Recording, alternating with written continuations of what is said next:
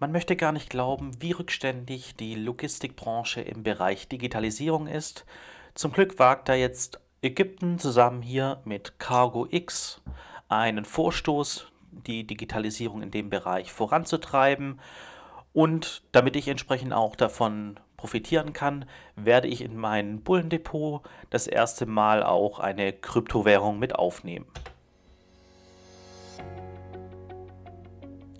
Und damit herzlich willkommen zu Die Dividendensammler, heute mit mir, Michael dem Bullen. Und wie ihr schon so schön sehen könnt, heute auch das erste Mal wirklich mit mir als Bild, dass ihr auch mal sehen könnt, wie ich so weit aussehe. Aber kommen wir zum eigentlichen Thema zurück, und zwar hier den Bereich Logistik. Da hat jetzt entsprechend, gibt's von Ägypten da neue Regelungen als Exporteur, Importeur und so weiter. Ähm, Aktuell werde ich euch gleich noch mal im Schaubild zeigen, wie die aktuelle Situation ist, wie das mit den ganzen Frachtpapieren und so weiter funktioniert. Auf jeden Fall wird spätestens hier ab dem 1.7. Ähm, vorgeschrieben sein, dass man alles hier über dieses neue digitale System löst, das jetzt als erstes nur mal von CargoX gestellt wird. Ähm, Ich werde euch hier den Link zu dem IHK nochmal unten in die Beschreibung reinlegen. Ansonsten zeige ich euch jetzt mal, wie aktuell eigentlich noch der Ablauf ist, wenn man quasi etwas verschifft. Ist jetzt nur ein Beispiel, würde auch mit der Luftfracht und so weiter genauso funktionieren. Aber primär ist es jetzt hier erstmal auf die Schiffsfracht ausgelegt. So, und das sieht man einfach schon allein hier an den Linien, ohne dass man jetzt mal sich damit auskennt, dass die hier sehr viel im Kreis herumgehen. Was das jetzt letzten Endes zu bedeuten hat, das ist einmal hier die BL, das sind die Bill of Ladings, auf gut Deutsch Frachtpapiere. Und die haben eine sehr große Reise hinter sich. Also die reisen ja nicht mit dem Container an sich, der dann verschifft wird, sondern wie man jetzt hier sehen kann, ich werde es sehr vereinfacht alles darstellen. Aktuell vom Hafen aus werden diese Dokumente zum Exporteur geschickt. Der wiederum wird dann nach dem Zahlungseingang, also hier unten sieht man es, nach dem Zahlungseingang wird er dann per Express-Kurierservice, wird er dann dieses Dokument an den Importeur zuschicken, damit dieser wiederum vom Hafen seinen Container abholen kann. Also das ist quasi so die Eigentümerüberlassung, würde ich mal so sehr vereinfacht sagen. Und dieser Kurierservice, der ist zum einen, muss ich gerade schauen, ob das hier irgendwo stand. Ja, auf jeden Fall 3 bis 5 Tage braucht er, bis der letzten Endes da ist. Und er ist auch relativ teuer. Mit etwa $100 kann man dann schon rechnen. Und ja, das sind natürlich alles ziemlich hohe Kosten für das, dass wir hier unsere Welt ja digitalisieren wollen. Wird das hier, wie gesagt, noch sehr rückständig einfach mit Papier und Kurier per Luftfracht dann quasi nochmal zusätzlich geschickt.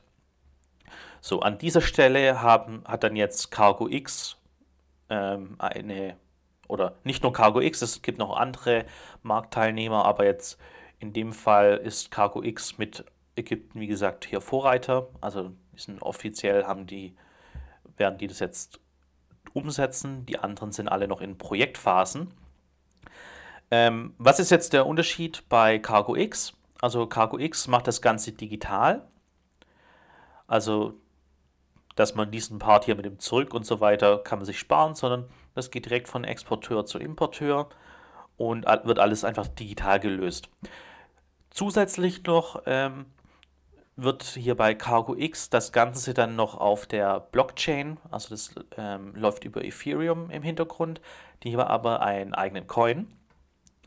Und auf der Blockchain werden dann diese ganzen Dokumente quasi verifiziert, dass man quasi das Ganze nicht fälschen kann. Und dadurch ja, ist die Übertragung an der Stelle sicher. Und wie gesagt, in Ägypten wird es jetzt dann demnächst sogar Pflicht werden. Und ich gehe jetzt einfach davon aus, dass es nur ein erstes Sprungbrett ist, um einfach hier in den Markt reinzukommen. Und da werden, denke ich mal, andere Marktteilnehmer oder andere Länder eher mal auf einen Zug aufspringen, der schon etabliert ist, hier mit Ägypten und Cargo X, als dass sie jetzt in ein neues Projekt das Ganze komplett neu aufsetzen. Aus diesem Grund habe ich mir jetzt überlegt, dass ich mir diese Kryptowährung, die jetzt für das Cargo X notwendig ist, ins Portfolio mit reinhole, weil, also auch nochmal um ein kurzes System zu erklären, für jede Transaktion, die getätigt wird, werden nämlich diese Coins, also diese Cargo X Coins, CXO kurz, ich kann es dann nämlich auch gleich hier bei KuCoin zeigen. Also ich habe mir da jetzt nämlich schon hier 2500 Coins in mein Portfolio mit aufgenommen. Und es gibt eine Maximalanzahl an Coins und für jedes Dokument, also für jedes Bill of Lading, aber es gibt dann später noch andere Dokumente, aber erstmal Bill of Lading, also Frachtpapiere, werden eine gewisse Summe, aktuell 100 Coins, dann geburnt, die dann quasi für immer vernichtet sind. Und mit diesen Burns wird dann quasi der Wert von meinen Coins, die ich jetzt aktuell habe, also aktuell 144, dadurch, dass es natürlich, wie gesagt, eine beschränkte Gesamtmenge gibt, wird dann mein Coin mit der Zeit immer mehr wert werden. Und anders als bei vielen anderen Krypto-Projekten steht da halt wirklich ein richtiger Use Case dahinter. Ähm, deswegen bin ich da positiv, also sehe ich das als positiv an und denke, dass das durchaus Potenzial hat. Zusätzlich dazu, zu diesem Bill of Lading, was wie gesagt schon allein sehr großes Potenzial hat, ist Cargo X, wir können es uns nochmal anschauen. Ja, genau, das ist jetzt die Cargo X-Seite. Also die steigen jetzt erstmal hier in ihre Nische Logistik ein, mit dem Bill of Lading, aber dann auch Letter of Credit. Also die haben auch noch zig andere Dokumente, die man darüber senden kann. Aber ähm, dem ist jetzt an der Stelle auch keine Grenzen gesetzt. Also grundsätzlich könnte man jedes Dokument, das man verifiziert haben möchte, über diese Plattform dann versenden. Also ich kann mir dann auch vorstellen, dass dann irgendwann ein Vertragssystem darüber aufgesetzt wird, dass man quasi digitale Verträge hierüber abbilden kann und ja, die dann quasi über die Blockchain verifiziert werden. Ja, also wie ihr schon gesehen habt, ich habe mir schon diese Cargo X ins Portfolio geholt und ich würde euch auch empfehlen, falls ihr da auch Interesse habt und in Kryptowährungen investieren wollt, vor allem wenn ihr dann auch größere Beträge dann investieren wollt, würde ich euch auf jeden Fall so einen kleinen Kerl hier empfehlen. Das ist ein Hardware-Geldbörse für die Kryptowährungen, weil jetzt so wie ich das jetzt hier mache, dass man das hier auf KuCoin, also auf der Börse lässt, ist dann spätestens bei größeren Beträgen nicht empfohlen. Ich werde es nur für das Video hier drauf lassen. Aber ansonsten, wie gesagt, würde ich euch auf jeden Fall einen Hardware-Ledger empfehlen. Ihr könnt auch gerne nochmal das Video von Frank, dem Bären, anschauen. Der hat sich dann in dem Bereich auch nochmal gezeigt, wie ihr euch Kryptowährungen kaufen könnt. Also unser Weg ist jetzt ja an der Stelle, dass wir quasi über bitcoin.de die Bitcoins oder Ethereum einkaufen, die hierüber auf KuCoin transferieren und dann das Ganze in CXO umhandeln.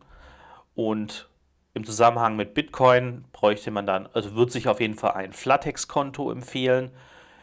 Ich werde euch einfach unten nochmal das mit dem bitcoin.de und KuCoin alles einfach nochmal verlinken, falls ihr Interesse daran habt. Aber wie gesagt, ich bin, was das Projekt angeht, sehr positiv gestimmt und ich gehe davon aus, dass wir jetzt innerhalb dieses Jahres auf jeden Fall, also man sieht es hier jetzt gerade nicht. Ich gehe mal kurz auf die Trade-Seite.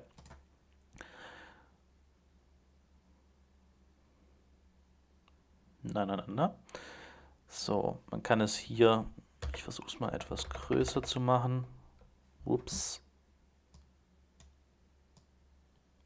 Sieht man das? Ja, genau. Also das wäre jetzt der aktuelle Wert eines CXO-Coins.